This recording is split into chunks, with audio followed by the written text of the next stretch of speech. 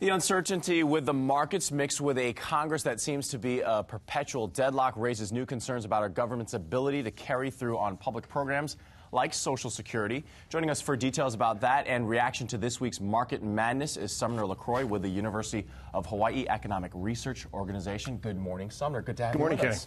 So Wall Street, we were talking about Wall Street last week. We were talking about how there was really no new information, but the stocks were taking an up and down ride.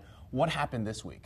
Well, I think people in the stock market were looking to Europe, and they were hoping that Europe would start to make some moves to get out of its public debt crisis. But really, not much has happened there, and people are a little disappointed. This big meeting between the German chancellor and the French president didn't bear a lot more fruit. So just like in the United States, there's also policy deadlock in Europe, and that's leaving investors feeling like what's going to happen next, and they don't know. Certainly has been a wild ride, and we've seen the national unemployment number hover around 9%, 9.1%. There's concerns now that it could go up. What about some of the local numbers, the unemployment numbers that came out recently? The Hawaii unemployment number came out just a couple hours ago.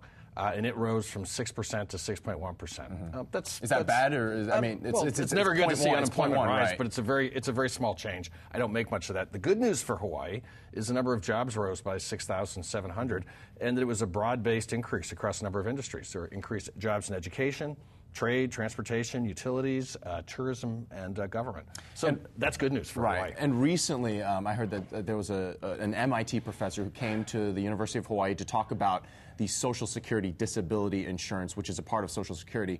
Tell us about what his plans are, what his proposal is to kind of fix that situation. Right. Professor David Outer from MIT, he's really the world's expert on the Social Security disability insurance program. Many of us think of Social Security as just providing old age insurance, but it also provides insurance benefits for workers who become disabled. Right. We have 8 million people in the United States who receive these benefits. The program faces some really big challenges. One challenge is that 5% of the U.S. workforce applied for the program over the last 3 years. That's unsustainable. I mean, if that continues, we're going to have about 30% of Americans on the program over the lifetime of the program. Another big thing is it's now costing $1,500 per household a month. That's a large amount of money.